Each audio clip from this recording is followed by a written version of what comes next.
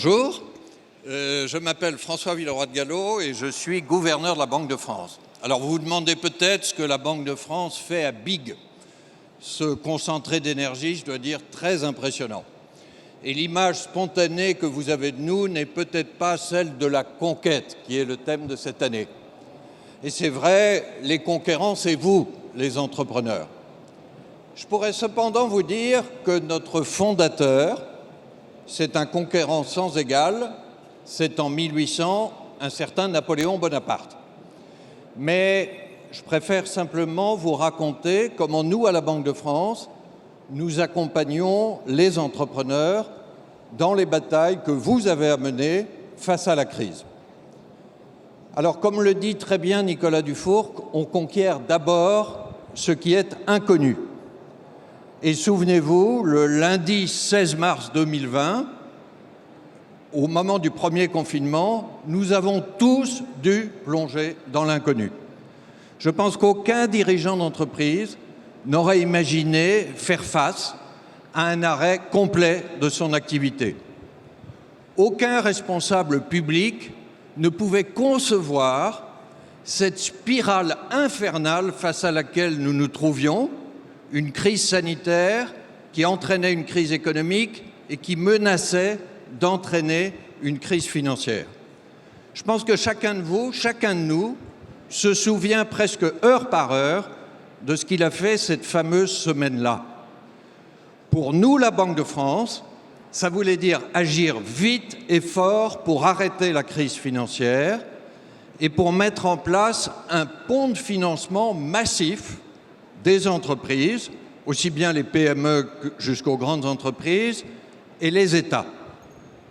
Alors c'est ce que nous avons décidé avec Christine Lagarde en 2h30, cette 2h30 que je n'oublierai jamais dans ma vie, le mercredi soir, le mercredi 18 mars, dans un conseil des gouverneurs exceptionnel, confidentiel, et où chacun d'entre nous, au passage, était au téléphone depuis chez lui. Et ça a marché. Ça a marché aux côtés de la mobilisation des gouvernements et de l'Europe. Souvenez-vous, c'est ça qui a permis de financer les PGE et de maintenir le robinet du crédit bancaire. Pendant ce temps-là, la Banque de France a aussi été présente sur le terrain à travers la médiation du crédit que nous assurons.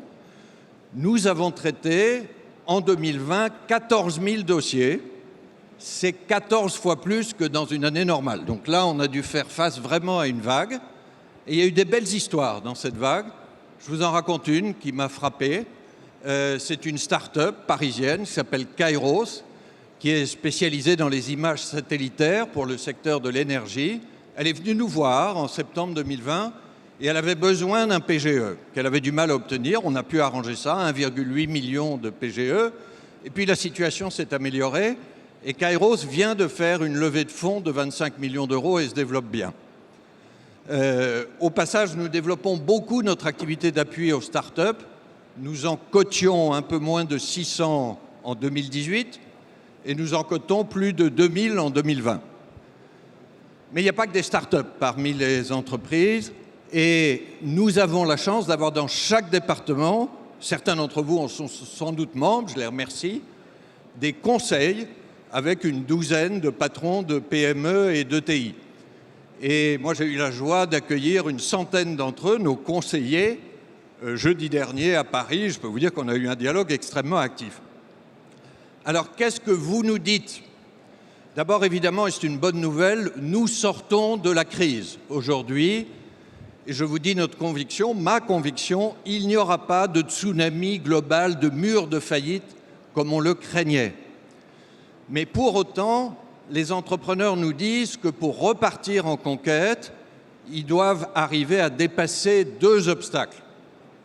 Le premier, bien entendu, c'est celui que vous rencontrez, j'imagine, pour tous ceux d'entre vous qui sont dans l'industrie ou le bâtiment, c'est les difficultés d'approvisionnement, les tensions sur le cours de l'énergie ou des matières premières. Je les vois, comme vous.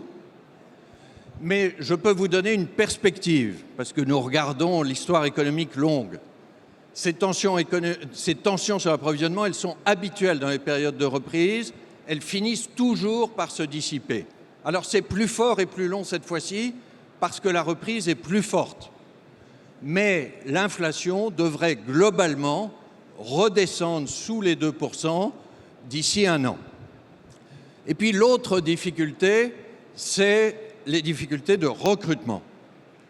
Nous interrogeons chaque mois 8500 entreprises dans tous les territoires, dans tous les secteurs. Et 50% des entrepreneurs nous disent qu'ils ont déjà des difficultés de recrutement. La moitié, c'est énorme, alors que nous avons un taux de chômage à 8% qui reste malheureusement très élevé.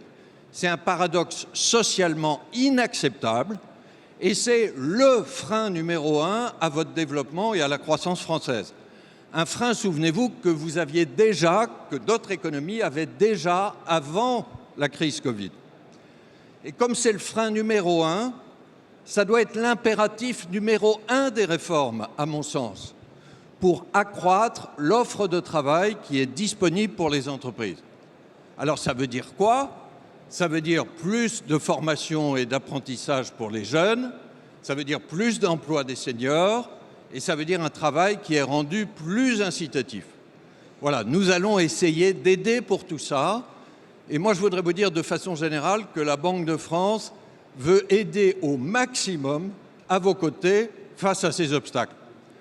Alors, comme j'ai cité notre fondateur, Napoléon Bonaparte, vous me permettrez de conclure avec lui. C'est une phrase que j'aime bien. Il disait la chose suivante: dans tout ce qu'on entreprend, il faut donner les 2 tiers à la raison et l'autre tiers au hasard. Il aurait pu dire la chance ou l'audace. Augmentez la première fraction, les 2 tiers de raison, et vous serez pusillanime. Augmentez la seconde, l'audace, vous serez téméraire. Nous ne sommes ni pusillanimes ni téméraires, nous sommes conquérants à vos côtés.